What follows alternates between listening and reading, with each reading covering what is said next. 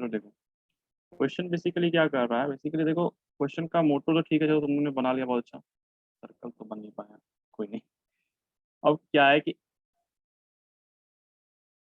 ऐसा कुछ करके है और ये टी ए है and this is T B, और हमें एक चीज दे रखा है कि टी बी बराबर, जैसे ये यहाँ से मान लेता हूँ, ये एंगल सेंटर से जा रहा है and this angle is theta, और यहाँ पे म्यू दे रखा है हम लोग को, मतलब coefficient of friction is mu, and T B बराबर टी ए इंटू ई पे power minus mu theta, we have to prove this.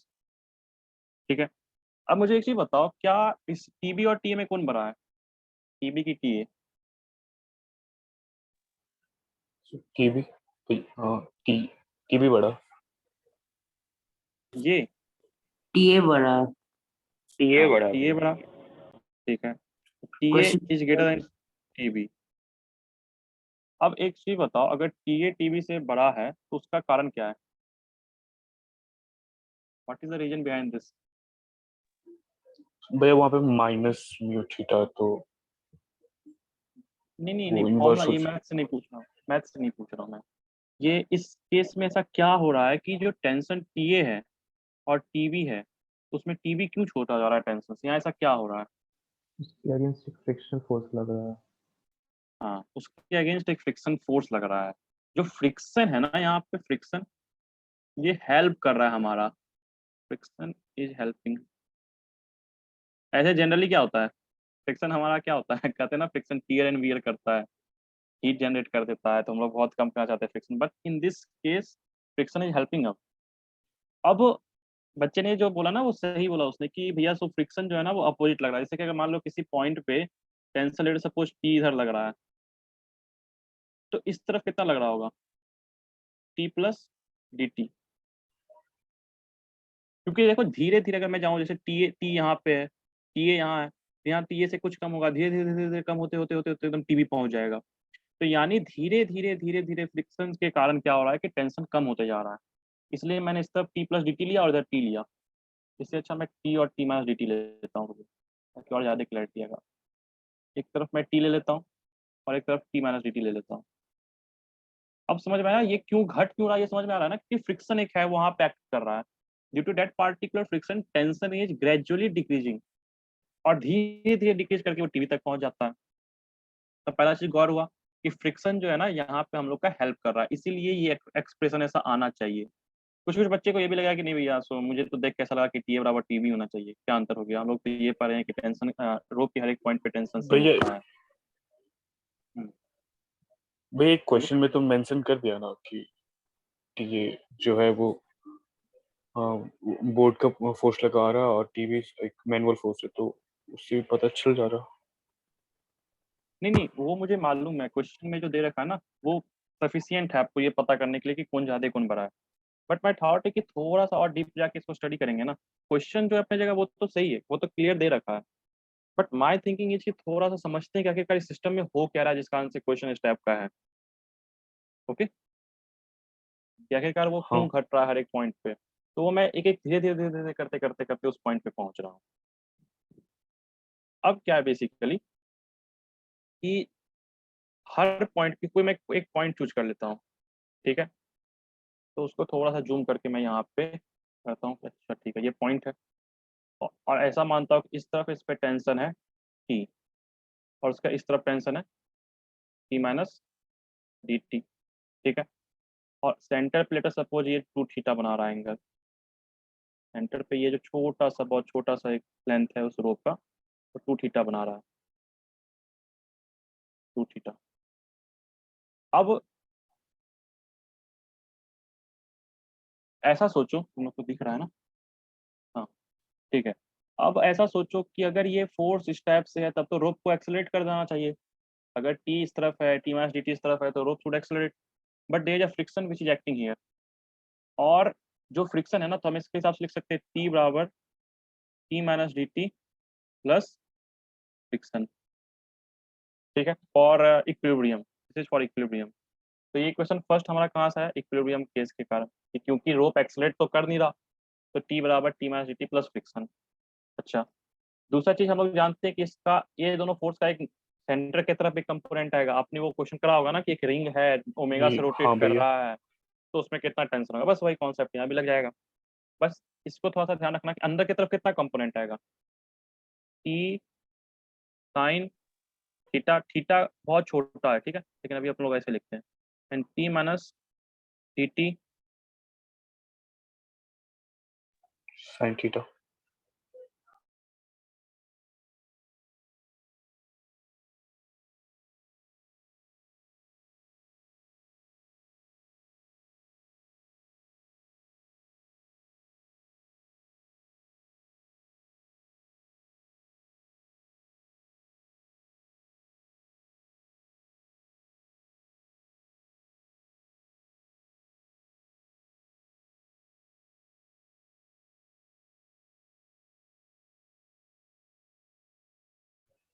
भैया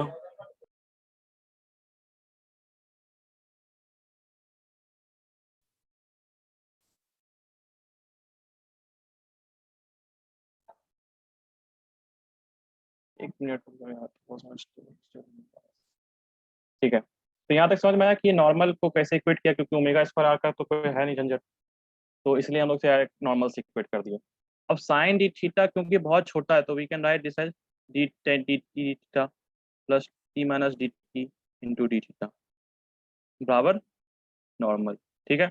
अब D T into D theta दोनों बहुत छोटे हैं, तो we can neglect this term, तो हम इसको क्या लिख सकते हैं, टू टी डी थीटा बराबर नॉर्मल। यहाँ तक है एग्री? किसी को कोई दिक्कत? नहीं भैया। ठीक है। अब भैया फर्स्ट इक्वेशन में कॉस कंपोनेंट नहीं लेना चाहिए, क्योंकि फ्रिक्शन तो टेंजेंशियली ऐसा करेगा ना। नहीं, अगर टेंजेंशियली करेगा ना, तो हम ये कह सकते हैं क्या कि T cos theta, T cos D theta zero को टेंड कर रहा है, दिस इज अप्रोक्सीमेटली इक्वल ये टू टी। हाँ भैया।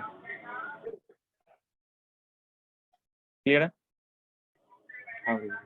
ये जीरो को टेंड कर रहा है ना, बहुत छोटा सा एंगल मान रखे हैं, इसलिए ये वन को टेंड कर जाएगा, तो टी, इसलिए अपन ने अप्रोक्सीमेटली उसको टी मान लिया। ये हमारे पास इक्वेशन तो भैया सेकंड वहां है। से भी एक फ्रिक्शन का इक्वेशन आ जाएगा ना? कहाँ से? एक तो आया ना यहाँ से, हाँ भैया। और फ्रिक्शन को हम लोग म्यू इंटू नॉर्मल लिख सकते हैं, लिख सकते हैं ना? हाँ ठीक है, तो अब क्या करते हैं यहाँ पे बेसिकली कि फ्रिक्शन को यहाँ इस वाला इक्वेशन में नॉर्मल की जगह पुट कर देंगे। यहाँ पे पुट कर देंगे, और ये टी से टी कट जाएगा, तो हमें क्या बचेगा, फ्रिक्शन, सॉरी, यहाँ से लिखते हैं फ्रिक्शन बराबर डी टी, और फ्रिक्शन को लिख सकते हैं mu two T D theta बराबर डी टी। ठीक है, कोई दिक्कत? नहीं भैया। ओके, तो ठीक है, यहाँ से अगर हम ये लिख सकते हैं, तो फिर हम लोग ऐसा करते हैं कि टी को इस तरफ ले जाते हैं, और ठीक है, तो अपन क्या लिखेंगे, म्यू डी थीटा बराबर डी टी बाई टी, दोनों तरफ अगर इंटीग्रेट करिए, टू का फैक्टर आ जा रहा है ना इधर,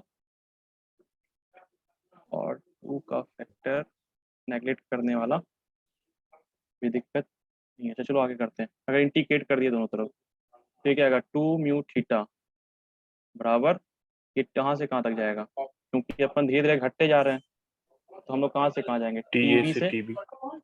टीबी से टी है ना, सर घटते जा रहा है ना, टी हाँ ए घटते बड़ा। जा रहा है इसलिए, तो इसीलिए हम अगर हम यहाँ देखें तो यहाँ से क्या आएगा, टू म्यू थीटा बराबर non T A by T B,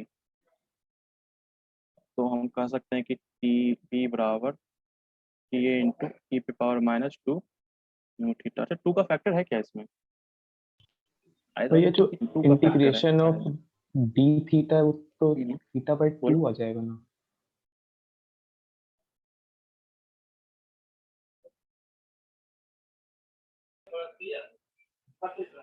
भैया हम लोग हाँ जब पहले ये ऐसे क्वेश्चन बनाए थे तो वहाँ पे सिर्फ थीटा लेते थे, वहाँ पे थीटा बाई 2 आता था कट के।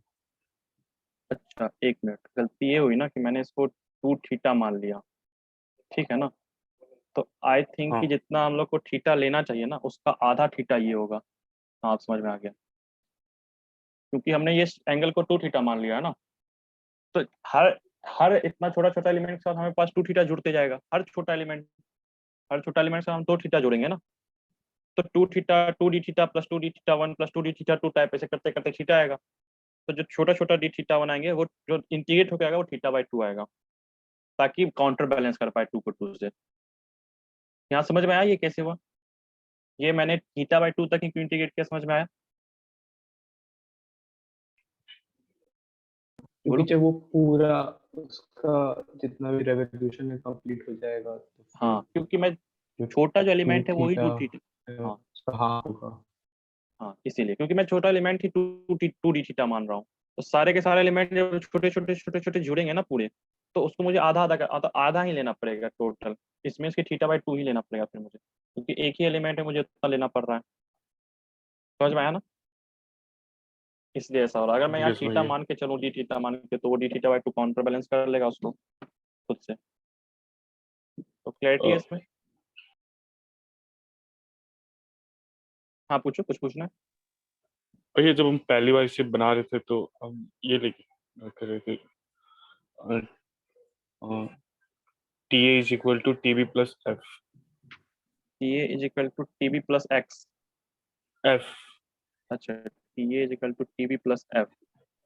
हाँ भैया, आप बता सकते हो इसमें प्रॉब्लम क्यों है? अच्छा, तो तुम ये चाहते हो कि टोटल वो काउंट। अच्छा ठीक है। अब मुझे एक चीज बताओ, जो तुम्हारा फ्रिक्शन है, क्या वो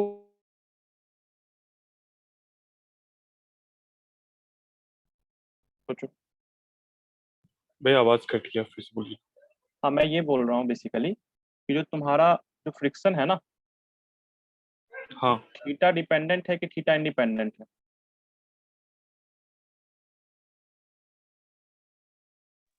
डिपेंडेंट।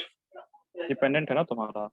और ऐसा ऐसे मान लो, अच्छा ठीक है, तुम्हारा क्वेश्चन ये है कि भैया नॉर्मल यहाँ से हम निकाल लिए और फ्रिक्शन तो हम यहाँ से ऐसे कर सकते नहीं, एक मिनट रुक जाओ। म्यू2 डी थीटा, ठीक है, ऐसे करके निकाल लिए फ्रिक्शन बराबर दिस 2 हाँ म्यू टी डी थीटा। अच्छा, तो ये डी एफ आ गया, छोटा सा फ्रिक्शन था ना।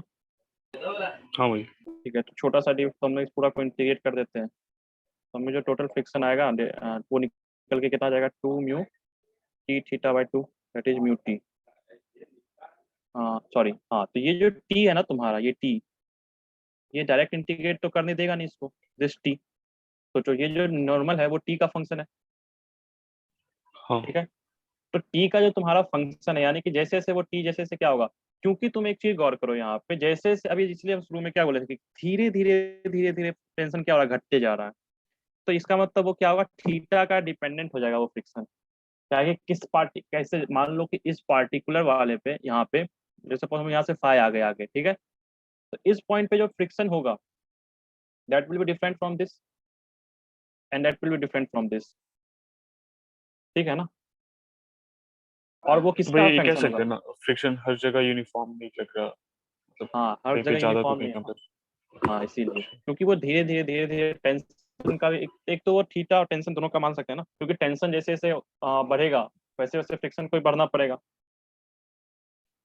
ऐसा कह हाँ नहीं सकते, बट एक, मतलब ऐसा नहीं कर सकते क्योंकि वो तो थीटा भी डिपेंड कर जाएगा, बट ऐसा कर सकते ना कि टेंशन का कहीं ना कहीं उस पर डिपेंडेंसी आ जा रहा है फ्रिक्शन का, तो हमें इसको इंटीग्रेट करना पड़ेगा साथ में। ऐसा नहीं कि मैं फ्रिक्शन को अलग करूँ टीबी टीए को, लाइक दैट। समझ में आया? हर एक छोटा पार्ट ओके के लिए। भैया। और किसी को कोई डाउट? भैया इसको बनाने का कोई और मेथड है इसके अलावा? इसके अलावा और क्या सोच सकते हैं, सोचो, और कोई तरीका ऐसे सोचा जा सकता हो? वर्क से सोच सकते हैं, वर्क एनर्जी से क्वेश्चन को सोचा जा सकता है, चलो सोच के देखते हैं। किसी को अगर वर्क एनर्जी से करने आता हो तो बोलो। ये तो ये इसमें क्या क्या यूज किया अपन, समझ में आया? अपने अपन इक्विलिब्रियम का भैया यूज ये तो किया। इक्विलिब्रियम पे तो वर्क का यूज होगा। इक्विलिब्रियम पे आ गया। और कोई तरीका ऐसे हम सोच सकते हो कि क्वेश्चन जा सके, बन सके? एनर्जी मेथड से कैसे सोचेंगे, अगर सोचेंगे भी तो, लेकिन हीट भी यहाँ पैदा होगा ना अगर आगे ले जाएंगे तो उस हीट का कैलकुलेशन कैसे करेंगे फिर अपन?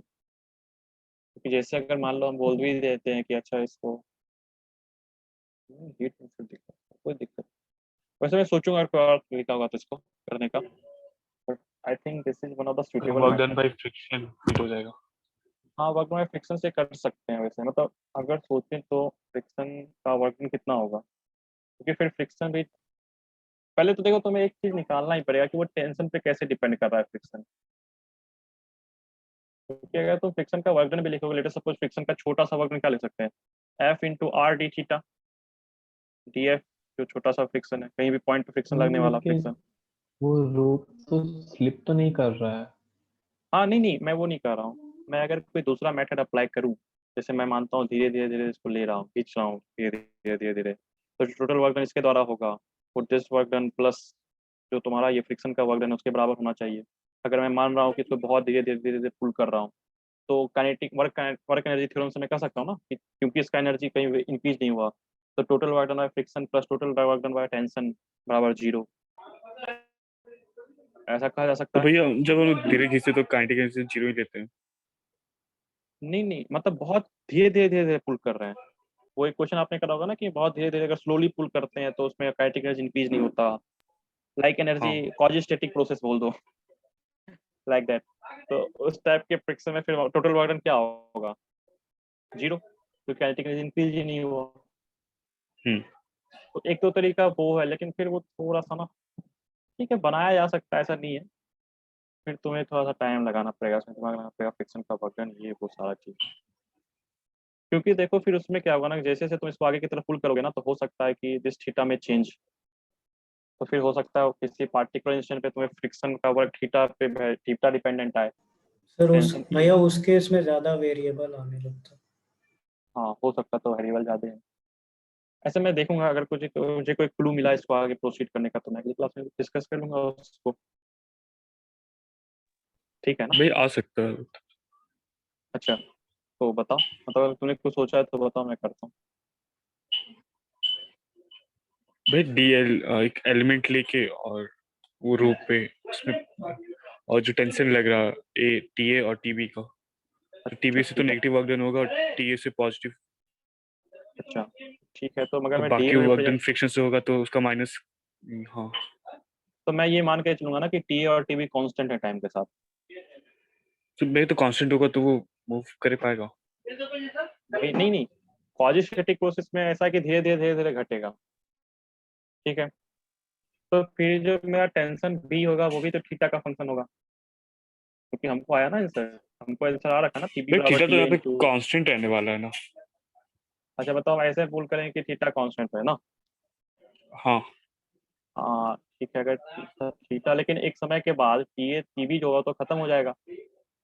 इट मीन्स मैं ये बोलना चाह रहा हूँ, समझो, जैसे कि ये वाला जो पार्ट है, ये वाला पोर्शन है, एक समय के बाद तो एंड करेगा, तो कभी रोप होगा यहाँ पहुंच गया, लॉन्ग रोप फिर होगा रोप और क्या। यहाँ पे फिर धीरे धीरे यहाँ, फिर एक साथ फिर निकलेगा, ठीक है ना, समझ आया ना वो मैं क्या बोलना चाह रहा हूँ। हाँ उस टाइप से चीजें होंगी फिर, तो फिर तो भाई थोड़ा ऐसे। ज्यादा कॉम्प्लेक्स हो जाएगा। हाँ, इसलिए बस मैं बोल रहा हूँ, क्योंकि ये स्टेशनरी केस है ना, इक्विलिब्रियम में है, तो इसलिए। हालांकि अगर वर्क एनर्जी का कोई तरीका होगा करने का तो मैं फिर सोच के बताऊंगा, अगर ऐसा हो कि थीटा का मैं वेरिएबल निकाल के 2-3 इक्वेशन सॉल्व लगा के मैं कर सकता हूँ तो बताऊँ, ऐसे तुम लोग भी करना ट्राई कर बनने तो ठीक। और किसी को कुछ पूछना है?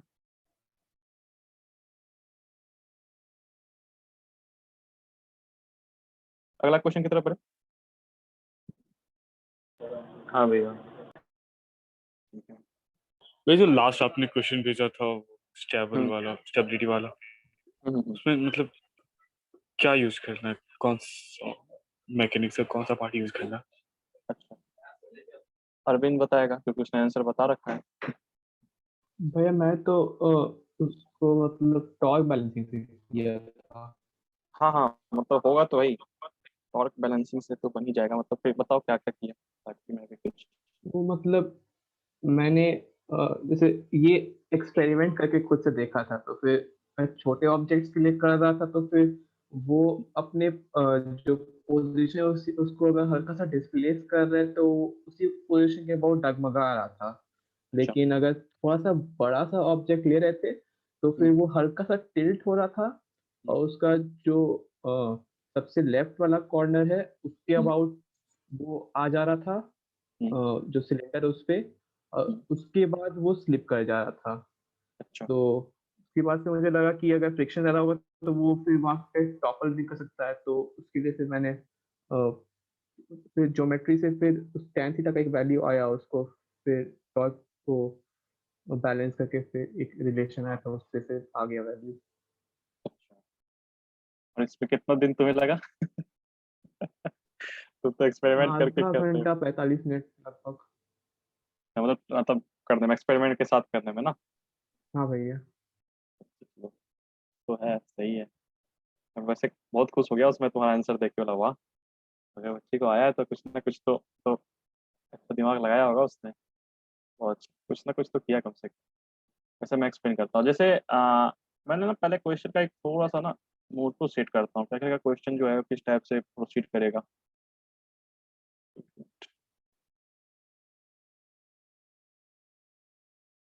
ठीक है,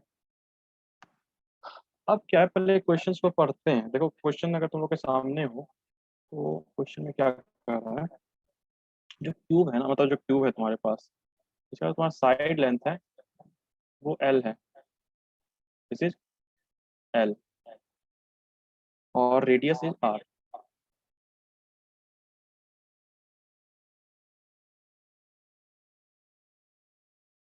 this is capital R. Okay, अब वो बोलता है कि final RS value of L for which the block is stable. अच्छा, स्टेबल मतलब क्या होता है, कोई समझाएगा क्या? स्टेबल अपन कब यूज करते हैं, कहाँ तुम लोगों ने स्टेबिलिटी को सबसे पहले पढ़ा था? जब वर्क और टॉर्क और energy force zero. Work power energy में कहीं पढ़ा?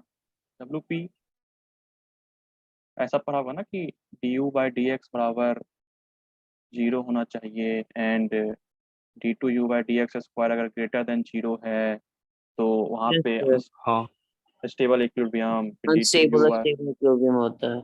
हाँ वो वाला चीज। ठीक है, तो स्टेबल इक्विलिब्रियम का मतलब क्या होता है कि अगर मैं किसी बॉडी को थोड़ा सा उसके पॉइंट से मान लो, तुम लोग को सबसे अच्छा उदाहरण ये दिया था ना कि एक कटोरा है, उसके मिडिल में हमने एक बॉल को रख दिया, उसको इधर डिस्प्लेस किया तो कुछ देर जाके फिर वो लौटेगा, फिर इधर जाएगा, यानी कि ये पॉइंट के अबाउट वो ऑसिलेशन करने लगेगा अगर मैं उसको थोड़ा सा ऊपर डिस्प्लेस कर दूँ तो। यानी उसको एक रिस्टोरिंग फोर्स लगेगा अंदर की तरफ, जो उसको वहां पे बार बार रिस्टोर करना चाहेगा। अनस्टेबल कब कहते थे, जबकि अगर हम थोड़ा सा उसको डिस्प्लेस करें वो वहां से हट जाए हमेशा के लिए। जैसे इस केस में मैं इसको थोड़ा सा डिस्प्लेस करूँ तो ये नीचे गिर जाएगा, वहाँ अपने आप पे नहीं आएगा, कोई रिस्टोरिंग फोर्स नहीं है इस केस में।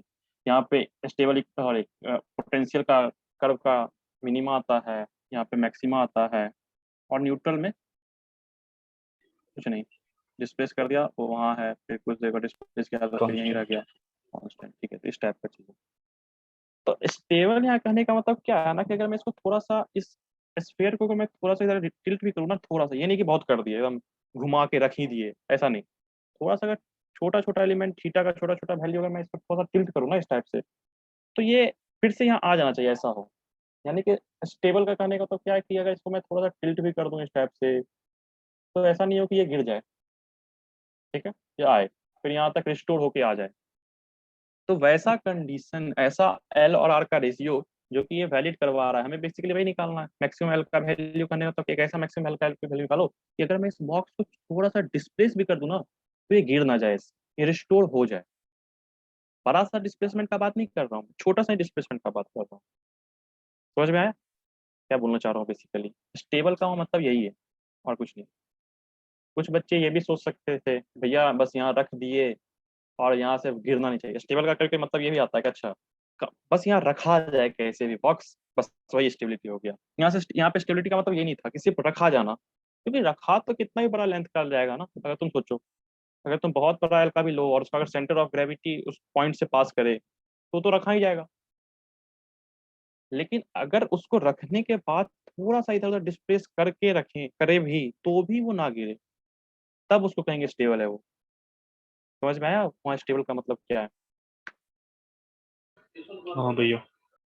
बस स्टेबिलिटी का अगर हम मतलब समझ गए ना, तो आप थोड़ा सा, जैसे उसने बोला ना कि भैया मैंने टॉर्क का फिर एक्सप्रेशन वगैरह यूज किया, तो वो टॉर्क का एक्सप्रेशन इसीलिए यूज होगा यहाँ, और कोई कारण नहीं है। तो थोड़ा सा डिस्प्लेस कर देंगे और फिर वहां समझ लेंगे कि क्या है। अब समझते हैं हम लोग कि यहाँ क्या करना है। बेसिकली जैसे ये हमारा सर्कल है, सॉरी स्फीयर है, और इसको मिटाता हूँ, सेव लिया जाए। और मैंने एक थोड़ा सा मान लेता हूँ क्यूब है इसके ऊपर रखा हुआ, ठीक है। जब इनिशियली क्या होगा कि दोनों का, इसका मान लो सेंटर ऑफ ग्रेविटी यहाँ है और स्फीयर का भी सेंटर ऑफ ग्रेविटी कुछ इस टाइप से यहाँ, ठीक है। सेंटर मान लेता हूँ यहाँ से, दोनों सेंटर पास कर रहा है, इसका सेंटर ऑफ ग्रेविटी इसके सेंटर से पास कर रहा है। Let us suppose this is our ground, ठीक है। अब तुम लोग क्या करो, इसको थोड़ा सा डिस्प्लेस कर दो डी थीटा। थोड़ा सा डिस्प्लेस करने के बाद हमारे पास एक कंडीशन बनेगा, वो क्या बनेगा, डिवाइड कुछ इस टाइप से होगा ना।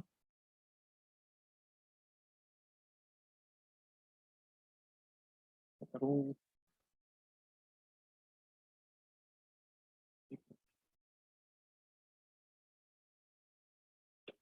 क्या नहीं, एक को थोड़ा सा अच्छा से लेना पड़ेगा।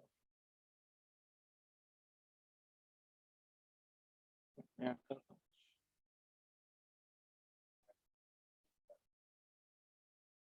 ठीक है,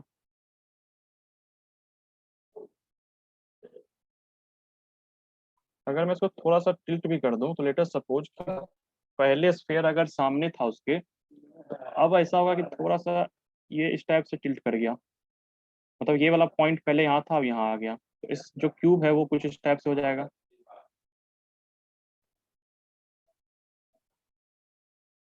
ध्यान रखना, थोड़ा सा गलती हो जाएगा क्योंकि हाथ से बन रहा है, ठीक है। अब अगर मैं ऐसा कहूँ कि लेट सपोज कि मैं इस पॉइंट के बाद टॉर्क लिखता हूँ, इस पॉइंट के बाद इस बॉडी पे। अब सोचो इसका अगर सेंटर ऑफ ग्रेविटी जस्ट इससे होके गुजरे, जस्ट इस पॉइंट से होते हुए गुजरे, सेंटर ऑफ ग्रेविटी वाला पार्ट जस्ट इससे होते हुए गुजरे, तो बताओ टॉर्क किसका आएगा इस पे, इस पॉइंट के बाद।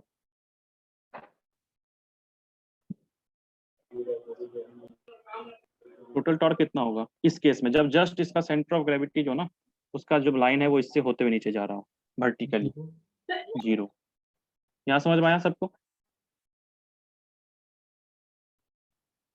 ये समझ में आया कि मैं क्या समझाना चाह रहा हूँ यहाँ पे। हाँ भैया। हाँ, जैसे मैं एक बार फिर से समझाता हूँ, एक बार कोशिश करता हूँ तुम लोग। और मैं ये बोल रहा हूँ कि इसका सेंटर ऑफ ग्रेविटी जस्ट इस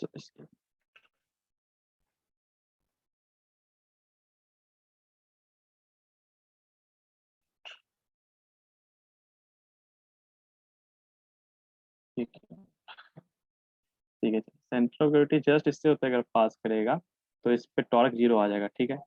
और अगर मैं ऐसा मानूं कि इसका सेंटर ऑफ ग्रेविटी इससे इस पॉइंट से इधर कहीं से पास कर रहा है, एक केस ये मानता हूँ, ये केस फर्स्ट मान रहा हूँ कि जस्ट इसके होते हुए पास कर रहा है।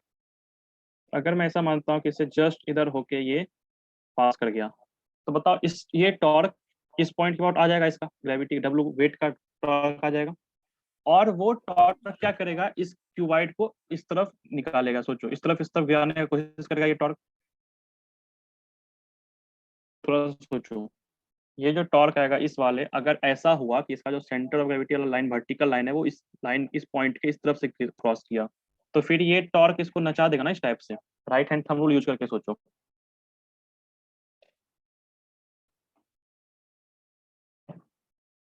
अरे समझ में आ रहा है ना तुम लोगों को, कुछ बोल ही नहीं रहे हो तुम लोग। भाई सेकंड पार्ट थोड़ा सा एक्सप्लेन कीजिए। अच्छा एक मिनट, मैं फिर से एक नया फिगर ही बनाता हूँ उसको।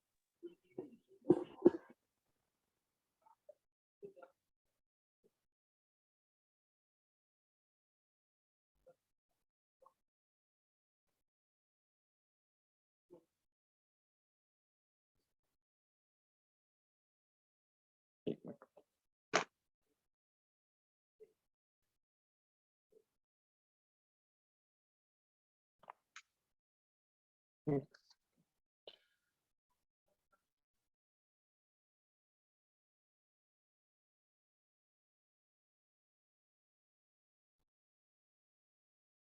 ठीक है। मैं क्या कर रहा हूँ बेसिकली, ये जो मेरे पास क्यूब है ना, उस क्यूब को मैं ये मान रहा हूँ कि थोड़ा सा टिल्ट किया तो यूं ऐसे करके पास कर रहा है, ठीक है, ऐसे हो गया। थोड़ा सा टिल्ट होने पे थोड़ा सा मैंने इसको क्या किया, ये मैंने ऐसे बड़ा दिखा दिया है, बट ऐसा मान रहा हूँ कि थीटा छोटा है, ठीक है, ऐसा मानना कि थीटा छोटा है। अब अगर मानो इसका सेंटर ऑफ ग्रेविटी वाला पॉइंट ये है, जो इस क्यूब का सेंटर ऑफ ग्रेविटी वाला पॉइंट है वो ये है, तो इससे इससे पे जो वेट का फोर्स लगेगा वो इस टाइप से लगेगा, W। हाँ तो अगर मैं इस पॉइंट के अबाउट, इस पॉइंट के और इस पे टॉर्क लिखूं, इस वाले पे, ये जिस पॉइंट पे इसका कांटेक्ट है ना इस स्फीयर को, इसको मान लेता हूँ A। मैं अगर इस पॉइंट के और इसका इस W का टॉर्क लिखूं तो कितना आएगा, कुछ ना कुछ आएगा, हाँ सोचो। और वो किस डायरेक्शन में आएगा, उसका जो रोटेशन का होगा सेंस, वो इस टाइप का सेंस होगा रोटेशन का, अगर ऐसा कुछ हुआ तो। थोड़ा सा सोचो, इस पॉइंट के अबाउट इस टॉर्क का सेंस ऑफ रोटेशन इस टाइप का होगा ना कुछ। राइट हैंड थंब रूल का यूज करो। हाँ भाई भाई। नॉर्मल से लगेगा। नॉर्मल तो इस पॉइंट से ही पास करेगा ना। हाँ तो नॉर्मली टॉक लगेगा ना। नहीं, मैं ये क्यूब पे। पूछ रहा हूँ कि इसका जो सेंस ऑफ रोटेशन होगा इस टॉर्क का वो कैसा होगा, ये सोचो। सेंस ऑफ रोटेशन मैं सिर्फ पूछ रहा हूँ, इस एरो की तरह होगा, किस टाइप का, एंटी क्लॉकवाइज।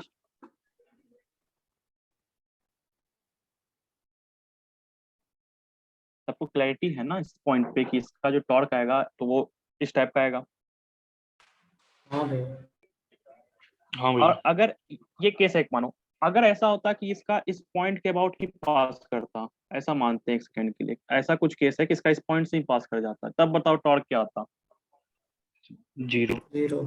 तो इसका मतलब कि इसका कोई भी रोटेशन का सेंस नहीं होता। और एक केस ऐसा मानो कि इसका जो सेंस, इसका जो वेट है वो इसके इस तरफ से पास करता,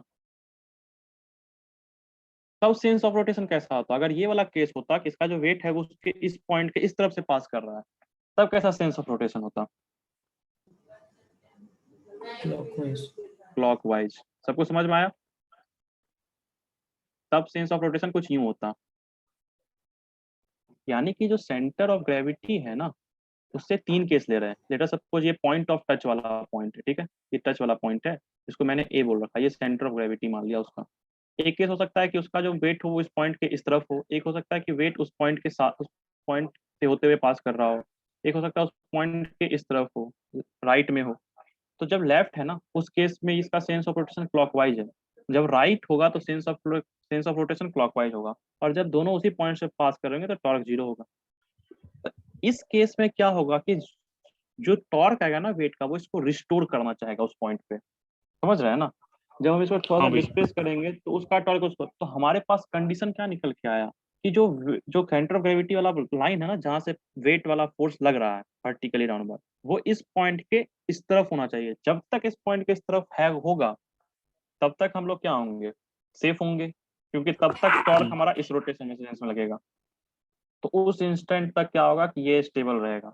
लेकिन अगर लेंथ एल को इतना बढ़ा दें कि ये जो लाइन है इस पॉइंट को पार करके इस तरफ आ जाए, यानी ये वाला केस हो जाए, तो हमारा टॉर्क किस टाइप का होगा, एंटी क्लॉकवाइज हो जाएगा। और एंटी क्लॉकवाइज होते ही ये अनस्टेबल हो जाएगा, यानी कि ये स्टोर कर नहीं पाएगा और ये गिर जाएगा। और बीच वाला केस ऐसा है जहाँ पे लिमिटिंग केस, यानी कि ये मिडवे इंटरमीडिएट केस ही है, जब ये टॉर्क इस पॉइंट से होते हुए पास करेगा, वहां पे कुछ नहीं लगेगा। तो जस्ट इस पॉइंट की तरफ टॉर्क आने से ये गिर जाएगा और इस तरफ होने से रिस्टोर होगा। तो जो हमारे पास कंडीशन है वो ये है कि एल इतना होना चाहिए कि जो सेंटर ऑफ ग्रेविटी वाला पॉइंट नीचे लग रहा है वो इस पॉइंट के इस तरफ होना चाहिए। अब समझ में आया केस क्या है, मतलब कंडीशन क्या हुआ कि ये वाला पॉइंट इस तरफ होना चाहिए। कंडीशन समझ में हाँ आया, भैया। सबको समझ में आया ना। हाँ अर्पित, अर्पित समझ में आया। हाँ भैया। हाँ भैया। हंसिका, ओके, हंसिका समझ में आया। हाँ भैया।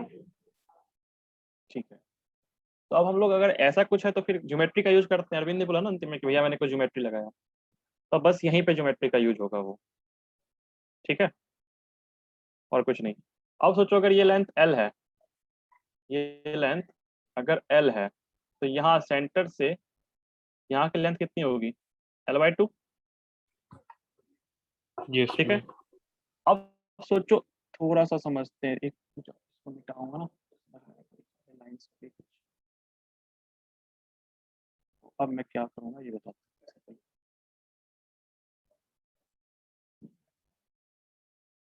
सेंटर ऑफ ग्रेविटी से पास करने वाला लेंथ, जैसे जैसे ये मान लो अगर ये पहले ऐसे था परपेंडिकुलर, यानी कि ये L/2 था, यहाँ से यहाँ तक L/2, यहाँ से यहाँ तक L/2, ठीक है। तो ये जो आर्क का लेंथ है, ये आर्क का लेंथ कितना है? आर डी थीटा, थीटा हाँ और R D theta, R D theta मान लीजिए, चलो छोटा सा है ना। और एक चीज बताओ, ये कितना है? इस लगभग सेम ही होना चाहिए। क्योंकि ये भी तो उतना ही एंगल होगा जितना वो है, जितना एंगल ये उतना ही तो एंगल ये भी होगा, समझो ना। क्योंकि ये पॉइंट पर ये वाला जो ये जो परपेंडिकुलर पहले यहाँ था, इसे पास करता हुआ था, ये वाला फोटो देखो, ऊपर वाला जो फोटो है इसमें तो। अच्छा, ये वाला क्वेश्चन रुक जाओ, पहले क्या था, पहले अपन ने ऐसे मान रखा था ना, तो इस केस में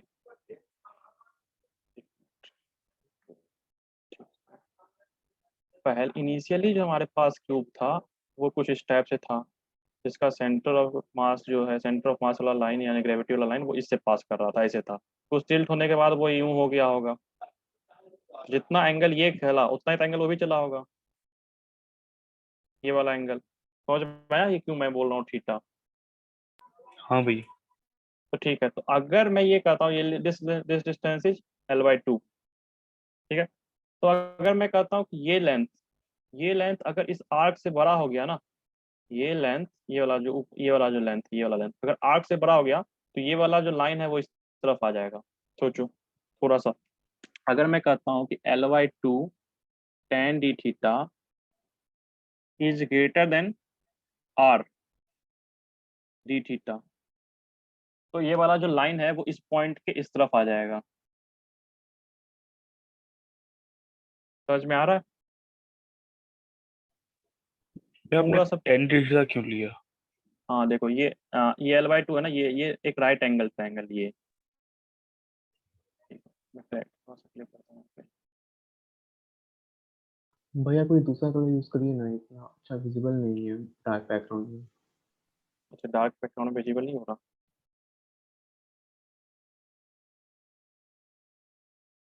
अब विजिबल है, मतलब व्हाइट में विजिबल है क्या? हाँ। ठीक है, देखो ये जो है राइट एंगल ट्रायंगल है ना, दिस इज। ओके भैया। तो इसलिए ये डी थीटा है, तो ये कितना होगा? अगर ये L/2 है तो ये कितना होगा?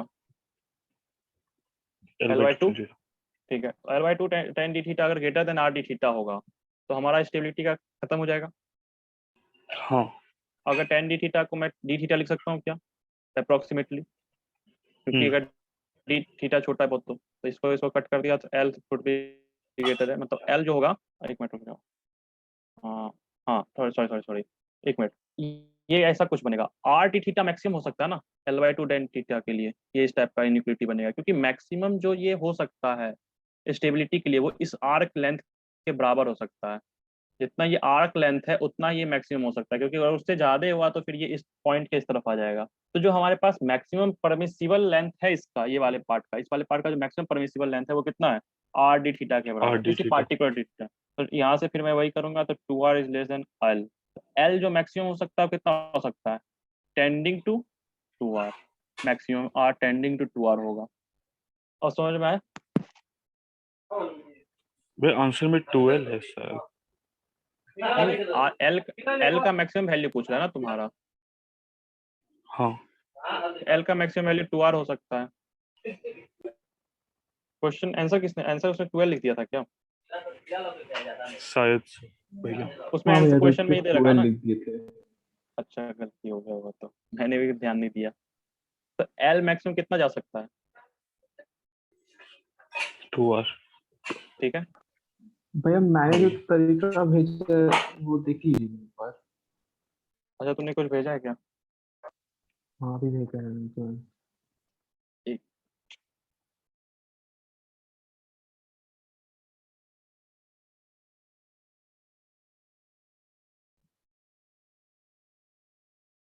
mg cos थीटा should be greater equal to, तुमने उस पॉइंट के अबाउट टॉर्क ले लिया ना, हाँ भैया।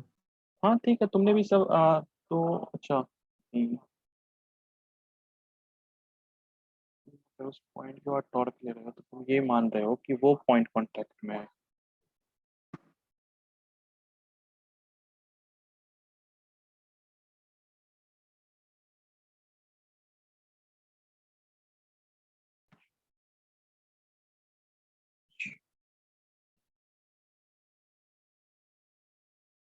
ठीक कॉस्ट नहीं, देखो तुम्हारा जो चीज है ना वो सही है, बट तुम्हारा डायग्राम में गलती है। जैसे मान लो कि मैं इसी पॉइंट के बाद एक चीज और सोचूं, इसी पॉइंट के सपोज मैं यही ये जो पॉइंट मैंने क्लियर किया था ना पहले, उसी के बाद मान लो तुम्हारा मैं फिर से लेता हूँ, सोचता हूँ कि ये जो पॉइंट मेरे पास ठीक है, अब मैं ऐसा सोचता हूँ कि मैं इस पॉइंट के बाद लिखूं, तो किसी पार्टिकुलर थीटा पे मैं इसका एम ये डब्ल्यू साइन थीटा लिख सकता हूँ और ये डब्ल्यू कॉस थीटा लिख सकता हूँ ना। हाँ भैया। तो बात वही हो जाएगा, बस तुमने क्या क्या इस पॉइंट के अबाउट लिख दिया, क्योंकि कॉन्टेक्ट में तो ये रहेगा ना।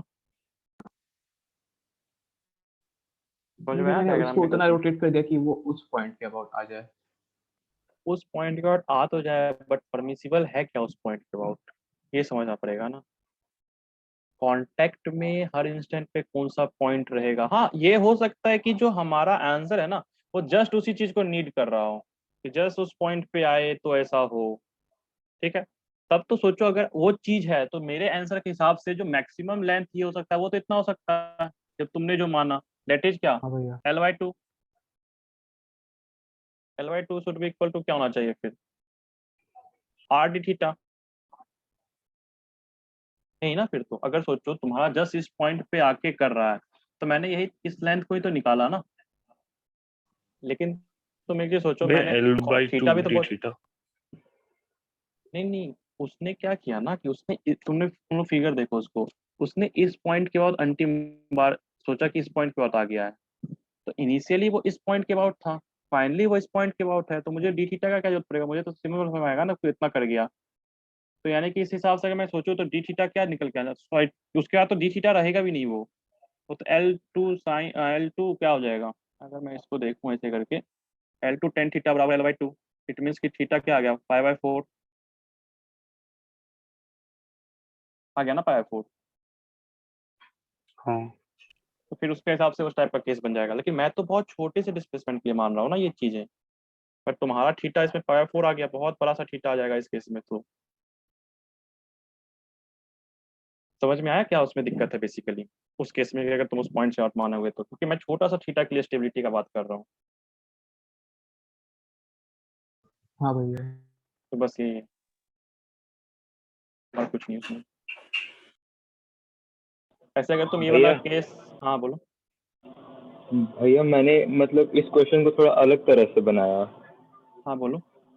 मतलब जैसे आप बोले ना कि जैसे इक्विलिब्रियम के लिए मैंने मतलब पोटेंशियल एनर्जी लेंथ और थीटा में एक रिलेशन निकाल दिया, और फिर पोटेंशियल एनर्जी जहाँ पे सबसे मिनिमम होगा और फिर उससे मुझे रिलेशनशिप मिल गया एल और आर के बीच में, तो उससे मेरा आंसर आ गया। हाँ वो भी एक तरीका है, वो एक और अच्छा तरीका है जो बच्चे ने बोला ना अभी। तो देखो कर ये क्या कर रहा है कि वो थीटा के टर्म में पोटेंशियल एनर्जी निकाल रहा है, और हम ये जानते हैं कि जहां पोटेंशियल एनर्जी का वो आएगा मतलब चेंज होगा लाइक दैट, तो उस पॉइंट पे हमको क्या आएगा, एक एक कंडीशन आ जाएगा ना थीटा और पोटेंशियल एनर्जी के बीच में। थीटा केस थीटा पे वो ऐसा कुछ, ऐसा ही कुछ ना। भाई हम्म, बोलो बोलो। भैया आपका आवाज कट गया था, आप क्या पूछ रहे? नहीं नहीं, उस बच्चे ने जो बोला ना कि पोटेंशियल एनर्जी फंक्शन थीटा का आएगा, ठीक है। अब हम लोग एक चीज तो जानते हैं ना कि ऑसिलेशन अगर कहीं होता है, जैसे एसएचएम का कंडीशन क्या होता है कि वो पोटेंशियल एनर्जी के मिनिमा को मीन मीन पॉइंट मानते हैं अपन, कि उसके अनस्टेबल इक्विलिब्रियम होगा तो वहीं एसएचएम हो सकता है। तो बेसिकली अगर यहाँ रिस्टोरिंग फोर्स लग रहा है तो क्या मैं एसएचएम का केस मान लूँ, यहाँ पे एक स्टेबल मान सकता हूँ ना एसएचएम वाला, ठीक है। हाँ भैया। तो अब क्या हुआ कि थीटा पे डिपेंड हो जाएगा ना पोटेंशियल एनर्जी, तो मैं थीटा का वेरिएबल पोटेंशियल एनर्जी को निकाल लूंगा, और फिर एक ऐसा कंडीशन निकालूंगा कि अच्छा ये थीटा तक ही परमिसिबल है, क्योंकि ऐसे ऐसे मान लो एक चीज समझाता हूँ, जैसे सोचो कि एक ग्राफ हमें दे रखा है पोटेंशियल एनर्जी का, ठीक है। एक एक वेल है, ठीक है। अब इस पॉइंट के बाद एसएचएम तो हो सकता है ना। लेट अस सपोज बॉल के पास इतना एनर्जी आया कि बॉल इस हिल को क्रॉस कर गया। अगर बॉल इस हिल को क्रॉस कर जाएगा तो बॉल तो फिर भाग गया, am I right? अगर बॉल इस पॉइंट के अबाउट एसएचएम कर रहा है या ऑसिलेशन कर रहा है इस पॉइंट के अबाउट, तो वो तब तक ही कर पाएगा ना जब तक वो बॉल इस हिल को पार ना कर जाए। जैसे ही वो बॉल इस हिल को पार करेगा वैसे ही वो बॉल छूट जाएगा ना, कोई अट्रैक्टिव फोर्स उस पर लगेगा नहीं, बॉल भाग जाएगा उससे दूर। तो अगर मैं पोटेंशियल एनर्जी जो फंक्शन ऑफ थीटा लिखूं और एक कंडीशन निकाल लूं कि कहाँ बॉल उस एनर्जी को, उस वेल को छोड़ के भाग जा रहा है, इस कुआं को छोड़ के कहाँ कब भाग जा रहा है, तो उससे भी तो मेरा ये आंसर आ जाएगा इस क्वेश्चन का। समझ रहे हो ना, उस बच्चे ने यही बोला था, पोटेंशियल एनर्जी का थीटा निकाल के भैया ऐसे कर सकते हैं। समझ में आया सबको? भाई ये इक्वेशन से बताइए ना कैसे हुआ। अच्छा ठीक है, ऐसा क्यों लग रहा है कि सबको समझ में कुछ नहीं आ रहा? लोग इतना तो शांत पहले क्यों कहा हो? गया इसमें एक समझ। अच्छा नहीं, देखो क्या है, मैं फिर से समझाता हूँ। देखो पोटेंशियल एनर्जी फंक्शन जैसे तुम लोगों ने ऑसिलेशंस पढ़ रखे हैं ना सारे ने, एसएचएम हाँ वगैरह। तो ऑसिलेशन या एसएचएम, सिंपल एसएचएम का बात करते हैं अभी। तो एसएचएम का कंडीशन मतलब कब होता है, एसएचएम कब हो सकता है? जैसे मान लो मैं एक एनर्जी, एक पोटेंशियल एनर्जी फंक्शन का ग्राफ बना देता हूँ तुम्हें, ठीक है। लेकिन सपोज ये तुम्हारे पास फंक्शन है, ठीक है, फिर आप गलती बन गया।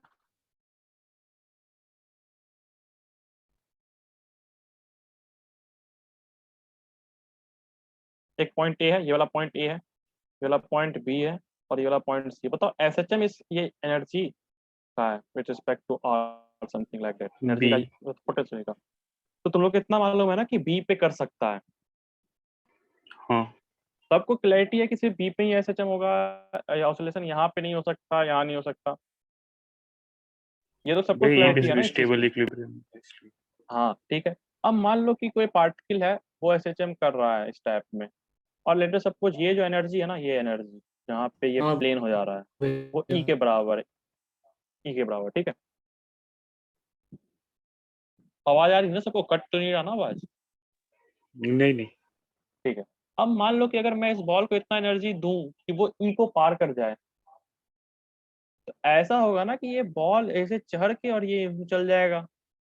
या फिर अगर मान लो ये पॉइंट ई ए एनर्जी पे लेटर सपोज, और अगर मैं इसको एनर्जी ई ए से ज्यादा दे दूं, तो बॉल इधर जाते जाते जाते जाते जाते जाते वो इसको टप जाएगा, वो यहाँ पे आ जाएगा। तो खुद सोचो क्या उसके बाद एसएचएम हो पाएगा क्या? नहीं क्योंकि ये बॉल फिर इधर निकला और ये इधर चला जाएगा, निकलते निकलते इन्फिनिटी पे चला जाएगा। इधर से ये निकला, ये बॉल इधर चला जाएगा फिर। तो यानी अगर एसएचएम इस पॉइंट के अबाउट हो भी रहा है तो कोई पार्टिकुलर एनर्जी के गैप के बीच में ही होगा। अगर मैं उसे ज्यादा एनर्जी दूंगा तो ये पार्टिकुलर एसएचएम नहीं करेगा, वो फिर क्या हो जाएगा? समझ में आया? हाँ तो बस इस क्वेश्चन में बच्चे ने क्या किया ना कि एनर्जी का जो फंक्शन ऑफ थीटा निकाला, मान लो ये आर के बदले तुम थीटा का फंक्शन निकाल लिए, ठीक है, और कुछ इस टाइप का ग्राफ आया। तो सोचो इस थीटा पे क्या बॉल भाग जाएगा? ऐसा है ना। तो बस बच्चे ने यही किया ना कि उसने थीटा का फंक्शन निकाला, उसने ये थीटा निकाल लिया, और उस थीटा के रिस्पेक्ट में एल और आर के बीच में जो ज्योमेट्रिकल रिलेशनशिप है ना उसको अप्लाई कर दिया, तो उसे आंसर आ गया। क्योंकि मैक्सिमम परमिसिबल थीटा तो यही है ना। इसके बाद तो बॉल गिर ही जाएगा, यानी कि इस केस में क्यूब गिर ही जाएगा ना। हाँ भैया। बस वो बच्चा यही किया। हमने किस टाइप से किया, हमने टॉर्क बैलेंस करके किया, उसने एनर्जी का उपयोग किया। क्या सबको क्लैरिटी है इस चीज में?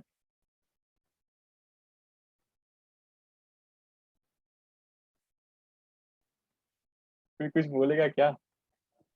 हाँ भैया। हाँ हाँ भैया। भैया। ऐसा तो नहीं है ना कि इतना गंदा पढ़ा रहा हूँ कि तुम लोगों को कुछ समझ में नहीं आ रहा? अच्छा ऋषभ से पूछता हूँ। हाँ ऋषभ बताओ।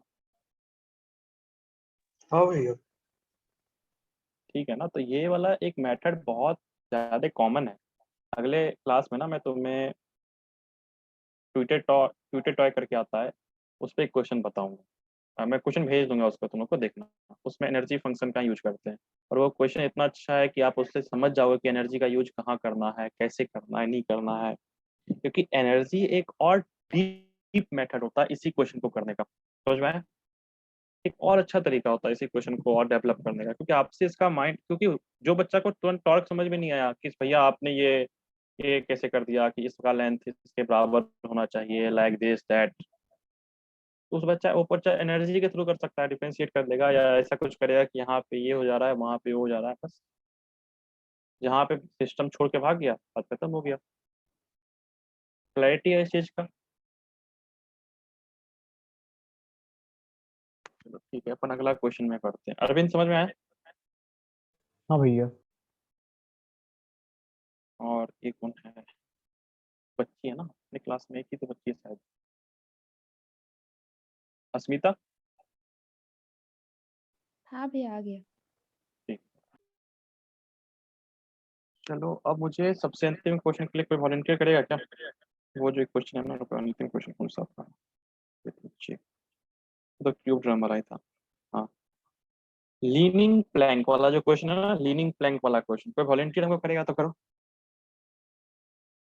भाई वो क्वेश्चन में मुझे समझ नहीं आया कि वो क्या कहना चाह रहा है कि 2/3 आके वो हट जाएगा ऐसा। हाँ यहाँ पे ऐसा वही ही। समझ नहीं आया कि वो हटेगा क्यों। वो हटेगा कैसे? ये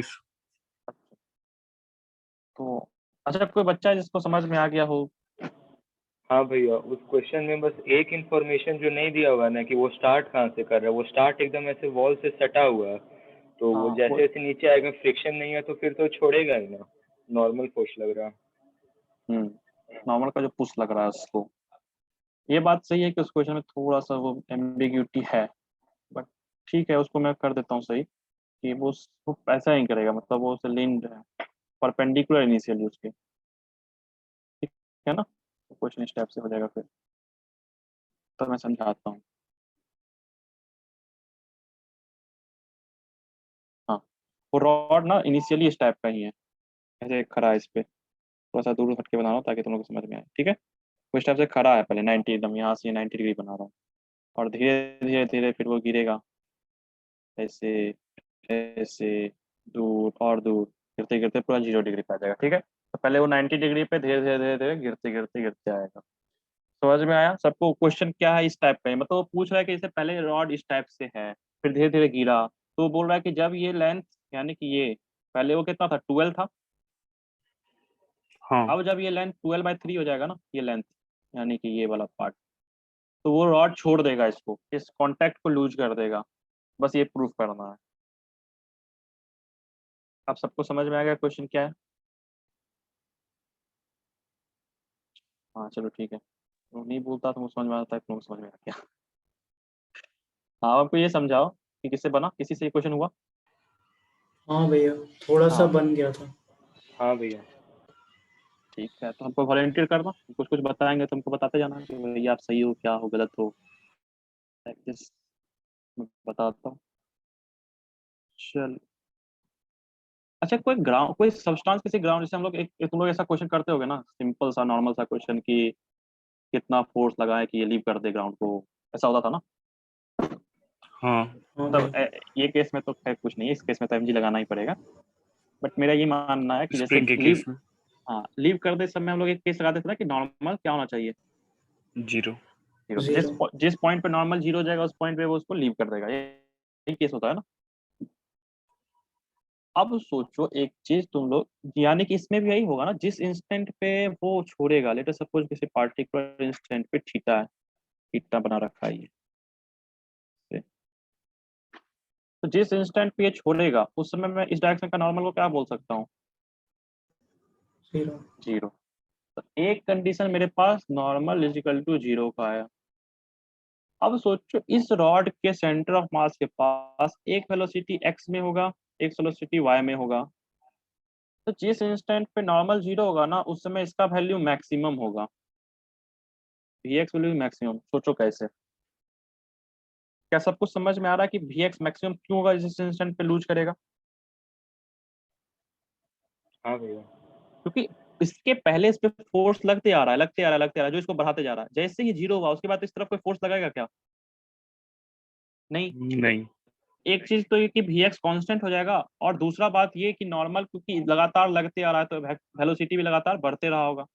जैसे अगर मैं बोलूं कि अगर मैं इस पॉइंट से किसी बॉल को लीव करता हूँ, वो बॉल जब तक नीचे नहीं आता, जब तक नीचे आ जाता है तब तक उसका क्या होता है, वेलोसिटी बढ़ते जाता है ना?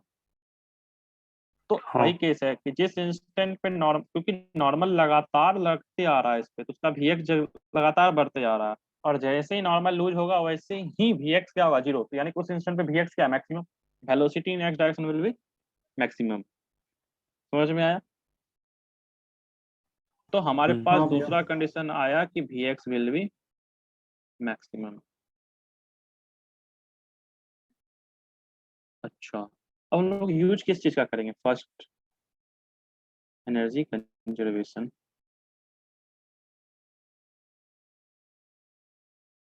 इस चीज का यूज करेंगे मेनली, हम लोग इसी चीज का यूज करेंगे। अब मैं एक चीज बताता हूँ, जैसे एक चीज बताओ, किसी को ऐसा फीलिंग आ रहा है कि इसके पास ओमेगा भी होगा, हाँ एंगुलर भैया, हाँ वेलोसिटी भी होगा। हाँ भैया होगा। होगा। ठीक है, वो एंगुलर वेलोसिटी किसे कहाँ आएगा? बहुत सारा फैक्टर है। एक तो अगर मैं इसका एफबीडी बनाऊँ, इसलिए एफबीडी बताता हूँ। एक नॉर्मल एनएक्स, अभी मान लो कि यूज नहीं किया, ठीक है, एन वाई, फ्रिक्शन तो है नहीं, और एक भैया एम जी। नॉर्मल और mg। ठीक है, तो यानी कि टॉर्क तो आएगा इस पे, यानी कि इसके पास एक ओमेगा होगा। किस डायरेक्शन में? कैसा मानो, क्लॉकवाइज कि एंटी क्लॉकवाइज मानो? बताओ। Anti clockwise. ओमेगा इस टाइप से आएगा। चलो ठीक है, मैं इस क्वेश्चन से ना बहुत कुछ तीन चार चीजें सिखाऊंगा तुम लोगों को, इसलिए सिर्फ क्वेश्चन इसलिए नहीं दिया कि क्वेश्चन बताऊं, ऐसा कुछ सिखाना था इस क्वेश्चन को, तो मैं बता रहा हूँ। तो मुझे ऐसा बताओ कि Vx Vy और ओमेगा में कुछ रिलेशन होगा?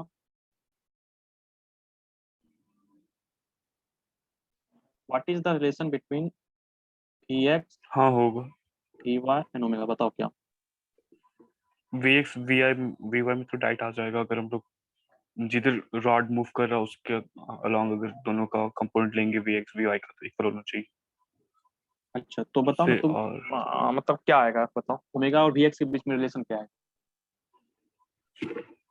एक सेकंड भैया। भैया Vx is equal to WL sin theta. Vx is equal to WL sin theta, और Vy is equal to WL cos theta. Am I right? सही हूँ? Vy को तो भैया जरूरत नहीं है वैसे। नहीं नहीं, मैं वो नहीं पूछ रहा हूँ, मैं सिर्फ पूछना चाह रहा हूँ कि Vx Vy VL के बीच में रिलेशन है ना, Vx Vy और ओमेगा के बीच में रिलेशन, तो मैं वो तीनों का रिलेशन चाह रहा था क्या क्या, बस ये मैं। अभी इसमें क्या जरूरत है वो भी मैं नहीं सोच रहा, बस ये सोच रहा हूँ। अब सोचो मैं ये कैसे तो ये निकालूंगा, सोचो। कैसे आएगा रिलेशन? मैं बताता हूँ, जैसे देखो इस पॉइंट के आउट अगर मैं देखूँ, तो इस पॉइंट को देखना, इसके पास एक ओमेगा एल इस डायरेक्शन में होगा, स्पीड, क्योंकि एंगुलर मोमेंट, एंगुलर वेलोसिटी कारण रोटेशन का आने की तरफ पे होगा ना ओमेगा एल। हाँ और भैया। इस पॉइंट के अबाउट, इस पॉइंट पे एक Vx होगा, और एक इसके पास Vy होगा। ठीक है, अब सोचो ये जो पॉइंट है, ये पॉइंट सिर्फ और सिर्फ इस तरफ ही तो जा रहा है, तो यानी भैया परपेंडिकुलर ये टू द, उसका v जो x डायरेक्शन में वो 2vx नहीं होगा? क्यों? क्योंकि जो मिड पॉइंट है सेंटर ऑफ मास, उसका डबल डिस्टेंस ट्रैवल कर रहा है नीचे वाला पॉइंट।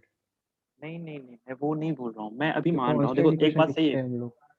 तो ये जो ओमेगा एल है ना, इसका एक कंपोनेंट भी तो आएगा इस डायरेक्शन में, समझ रहे हैं ना? अभी मैं सिर्फ इसके पास एक linear translation motion plus rotation motion, दोनों को अलग देख रहा हूँ, अभी दोनों को इक्वल नहीं किया, मतलब दोनों को जोड़ा नहीं हुए मैं। अच्छा, आप अभी बस सेंटर ऑफ मास के अबाउट मोशन कंसीडर कर रहे हैं? हाँ नहीं, सेंटर ऑफ मास का तो Vx Vy तो इसको मिलेगा ही, जो सेंटर ऑफ मास का है, साथ में उसको जो सेंटर ऑफ मास के बाद रोटेशन है उसका भी तो कुछ कंपोनेंट आएगा हाँ ना। भैया ठीक है, समझ में आ तो रहा वही है। तो ओमेगा एल है ना, उसका भी कंपोनेंट मैंने तोड़ा नहीं, तो एक चीज सोचो। अब जैसे यही पॉइंट है, ये वाला ए पॉइंट बोल देता हूँ इसको, ये पॉइंट सिर्फ और सिर्फ इस डायरेक्शन में मूव कर रहा है, तो इसका जो इस फ्लोर के परपेंडिकुलर डायरेक्शन में वेलोसिटी है वो क्या होगा, जीरो। तो ये अगर हाँ हम्म। भैया। थीटा 90 माइनस थीटा, तो ये भी थीटा। इस थीटा का इस तरफ कंपोनेंट, ओमेगा एल का इस तरफ कंपोनेंट कितना आएगा, omega L cos theta. Cos theta. तो यानी नेट वेलोसिटी इस पॉइंट का क्या होगा, V Y minus omega L cos theta बराबर जीरो। इसका मतलब क्या आया कि वी वाई बराबर ओमेगा एल कॉस थीटा। समझ में आया कि वी वाई और ओमेगा एल में क्या रिलेशन है? हाँ भैया। हाँ उसी भैया। तरह इस पॉइंट के, उसी तरह इस पॉइंट का, रुक जाओ, उसी तरह इस पॉइंट का इस तरफ होगा ओमेगा एल, और ये पॉइंट सिर्फ और सिर्फ नीचे मूव कर रहा है, एक तो इसके पास वी एक्स होगा, एक वी वाई होगा। और ये पॉइंट चूंकि सिर्फ और सिर्फ नीचे जाएगा तो इसका इसके परपेंडिकुलर 0, तो इस तरफ ये क्या माइनस ओमेगा साइन थीटा क्या होना चाहिए 0। तो यहाँ से क्या बचल क्या पी एक्स बराबर ओमेगा एल साइन थीटा। ये समझ में आया बी एक्स बराबर ओमेगा एल साइन थीटा कैसे आया। हाँ भैया। ठीक है, तो मेरे पास ये दोनों रिलेशन आया। अभी मेरे पास ये जब ये दो रिलेशन आया तो सोचो किसी पार्टिकुलर थीटा पे अगर मैं एनर्जी कंजर्वेशन का यूज करूं तो इनिशियली एनर्जी को क्या ले सकता हूँ एम जी एल, सिर्फ पोटेंशियल एनर्जी के फॉर्म में। कुछ टाइम के बाद एनर्जी क्या होगा half M V X square plus half M V Y square, जानबूझ के ऐसे लिख रहा हूँ, plus half M 4l square 2l का स्क्वायर बराबर 12 ओमेगा स्क्वायर। इससे सबको पता समझ में आया ये कैसे लिखा हूँ एनर्जी कंजर्वेशन का। अब plus M G L 1 minus cos theta. Equation हाँ कौन सा मान लेता हूँ सेकेंड, ठीक है ऊपर फर्स्ट होगा, फर्स्ट अभी आया नहीं है, चलो इसी को फर्स्ट। यहाँ समझ में आया ये कैसे लिखा, इतना बड़ा चीज कैसे आ गया अचानक से। एनर्जी कंजर्वेशन क्या हो, this is translational kinetic energy, this is rotational kinetic energy, this is potential energy at particular theta. भैया ओके, वहाँ MGL cos थीटा होगा ना बस। M G L cos theta होगा, एक मिनट, अच्छा हाँ ये घट के आएगा ना इस तरफ, सही है सही है, M G L cos theta होगा, वो घट जाएगा, मेरे दिमाग में घटा हुआ आ गया था, ठीक है। अब मैं उसको उधर ले जाता हूँ तो क्या फिर बनेगा एम जी एल, लेकिन परपेंडिकुलर से जो साइन थीटा आ रहा है। जैसे ये थीटा है ना तुम्हारा, अच्छा एक मिनट रुक जाओ, मैंने इस थीटा को मान रखा है ना, तो ये जो डिस्टेंस है वो एल साइन थीटा हुआ, ठीक है, my my mistake, I am sorry, गलतियाँ हो गई। अब मैं वी एक्स को ये पुट कर दूँ और V X Y V Y को ये पुट कर देता हूँ, तो मेरे पास क्या आएगा half M omega square L square, ताकि भी sine square theta plus cos square theta 1 होगा, plus M L square by 6 omega square, क्योंकि ये 4 से 12 4 से कितना हो जाएगा 2 से 2 और 2 से 6, तो इतना आ जाएगा, ठीक है। अब मैं ओमेगा से यहाँ को अगर मैं एम से एम को करता हूँ कट और एल से एल को, तो क्या बचेगा जी 1 minus sine theta by L बराबर 6 2 2 3 4 2 बाय 3 ओमेगा स्क्वायर, कुछ ऐसा। तो ओमेगा क्या निकल के आ गया 2g/l 1 माइनस साइन थीटा का रूट, समझ में आया। ओमेगा निकल के आ गया ना मुझे थीटा के टर्म में। 3/2 होगा फैक्टर में। अरे हाँ हाँ दिमाग है आज 3/2, ठीक है। तो वी एक्स को क्या लिख सकता हूँ ओमेगा एल, ऊपर में क्या लिखा था वी एक्स को लिखा हूँ ओमेगा एल साइन थीटा, ठीक है। Omega L sine theta, omega को मैं यहाँ से पुट करता हूँ तो वी एक्स बराबर कितना आएगा 3g एल को अंदर लेके चला गया by 2 1 minus sine theta into sine theta, ठीक है। समझ में आया ये कैसे लिखा, बस इसको इससे मल्टीप्लाई कर दिया एल साइन थीटा को। अब मैं क्या करूँगा कि D V X by D theta करता हूँ और इसको जीरो से इक्वेट कर दूंगा, क्योंकि जिस इंस्टेंट पे वी एक्स मैक्सिमम होगा उस पॉइंट पे क्या होगा मैक्सिमम पे पता है ना, वो D V X by D theta जो होता है वो इस टाइप का कुछ बनेगा, तो जो स्लोप होगा वो क्या होगा 0।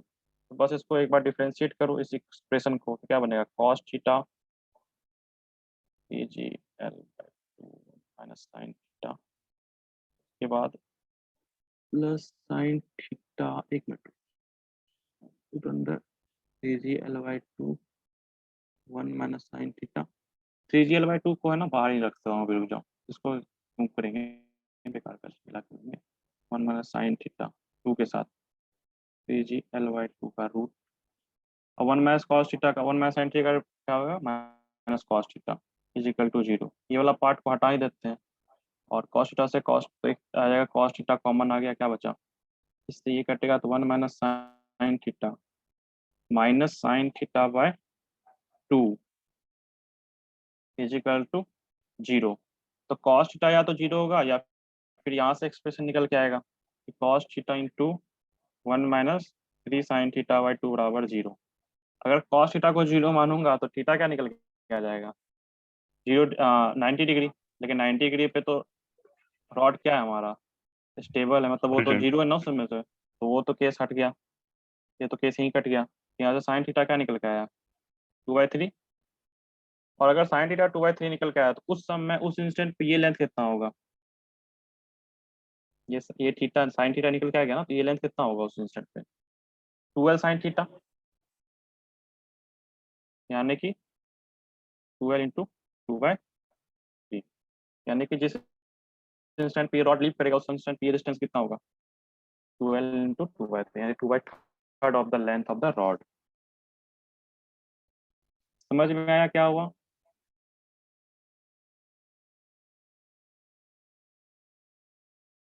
हाँ भैया। हाँ भैया। ऋषभ, हाँ भैया। भैया हम ऐसा ही 2 क्वेश्चन बनाए थे, तो उसमें डिफरेंशिएट करके बनाया था। मतलब ये इसी क्वेश्चन नहीं को भैया, ऐसा क्वेश्चन नहीं था, बस इसीलिए अप्रोच भी हम वैसे ही किए थे इसको पहला बार में। वहाँ पे बस मास कॉन्सेंट्रेटेड था, मतलब 2 ब्लॉक था, लेकिन क्वेश्चन सेम ही था। वहाँ पे अच्छा, मतलब Vx और Vy को हम्म, यहाँ y square plus L square is equal to 4l square कर दिया था, और फिर दोनों तरफ डिफरेंशिएट कर दिया। तो Vx ठीक है, कंपोनेंट का एक वेलोसिटी आ गया और y का एक वेलोसिटी आ गया। तो फिर y का x का वेलोसिटी वहाँ पे मैक्सिमम होना चाहिए जहाँ पे ये लीव कर रहा है, तो ठीक है, वैसे बनाया था मैंने, और चलो उससे ठीक एक है, रिलेशन आ रहा था। मेरे पास ये कंडीशन आ गया, अब आगे। भैया उसके बाद फिर और एक मतलब उसके बाद फिर मैंने क्वेश्चन यूज कर लिया था, क्योंकि लिखा हुआ था ना कि 3/2 पे लीव कर रहा हम्म, है, ठीक है, तो वहां से एक रिलेशन आ गया था कि x को 3/2 ले, बट उसके बाद मुझे समझ में नहीं आता, इसीलिए वहीं पे फंस रहा था। अच्छा, तो तुमने उसी का क्वेश्चन को ही बट यूज मैंने कर 2 लिया क्वेश्चन यहाँ इससे पे। पहले बनाया था। हाँ भैया, वही मेरे को गलत लग रहा था कि ऐसा हो सकता है नहीं हो सकता, क्योंकि प्रूफ दैट था इन इसीलिए। क्वेश्चन का तुम अगर यूज कर लोगे तो तुमने तो एक कंडीशन वहाँ क्वेश्चन से ही ले लिया, इसका मतलब तो हाँ तुम भैया। समझ रहे हो तुमने क्या किया, तो समझ रहे हाँ हो मतलब। हाँ चलो सही है, कोई बात नहीं, कभी कभी ऐसे करने से क्या होता है ना, खुद समझ में आ जाता है कि अगर कोई क्वेश्चन बताने वाला नहीं है ना कि कैसे होगा, तो ये सब करना पड़ता है। ये सब क्वेश्चन मैंने कैसे कैसे किया होगा पता है। कुछ इधर से उधर किया, टाइम लगता था मेरे को करने में क्वेश्चन। ये सब चीजें ज्यादा दिमाग में नहीं आती थी कि अच्छा ये ओमेगा एल इस तरफ होगा, उसका एक कंपोनेंट ये यूं यूं, उस समय टाइम लग जाता था, कम से कम 3-4 दिन लग ही जाता था करते करते करते करते करते करते, सोच सोच के, क्या कि भैया एनर्जी आपको कंजर्वेशन तो बताया दिमाग कौन, मतलब में आ जाता था। मैं बोल तो रहा हूँ ना, मुझे लगता था टाइम नहीं टाइम नहीं, दूंगा तो मतलब हाँ आपको कंप्लीट भैया, वो वो बुक करेगा। के मैं भी बारे में कौन बताया था? आईआईएससी के साइट पे जाएंगे ना, यूजी का फिजिक्स का जो कोर्स है ना, फिजिक्स कोर्स, उसके मैकेनिक्स में एक ये बुक प्रिस्क्राइब्ड है मतलब, तो वहीं से मैंने देखा। समझ में आया? अच्छा, एक क्वेश्चन समझ में आया तीनों, चौथा क्वेश्चन आज मैं रहने देता हूँ क्योंकि चौथा क्वेश्चन थोड़ा सा ना अच्छा क्वेश्चन है। तो वो क्वेश्चन, चौथा क्वेश्चन एडवांस में आ रखा है 2018 या 19 में, हाँ 19 में, 2019 में आ रखा है वो क्वेश्चन, अंतिम में जो छूट रखा है, ठीक है। तो एक बार तुम लोग क्या करना, उस क्वेश्चन को देखना ठीक से। ये जो क्वेश्चन है, this question comes in 2020 paper JEE advance first question of physics. Concept यही था, क्वेश्चन ये नहीं था, बट कॉन्सेप्ट इज दिस। 2020 का फिजिक्स का फर्स्ट पेपर का फर्स्ट क्वेश्चन लगाना खुद से, ठीक है। तो उससे वो तो एक फिट था, उसके अंदर एक बॉल था। ऐसा क्वेश्चन था, एक मिनट, ऐसा क्वेश्चन था ना कि एक फिट है, हाँ में यूं भैया। फंस रखा है, तो क्या थीटा, ऐसा था ना, थीटा कैसा होना चाहिए कि वो गिर जाए, हाँ लाइक भैया। दिस। बॉल था शायद। उसमें भी ऐसा ही था कि जैसे मान लो, सोचो वही क्वेश्चन मैं एक बार फिर से सोचना सिखाता हूँ, उसी क्वेश्चन पे सोचते थोड़ा सा। एक मिनट में रिकॉर्डिंग ना पॉज करता हूँ।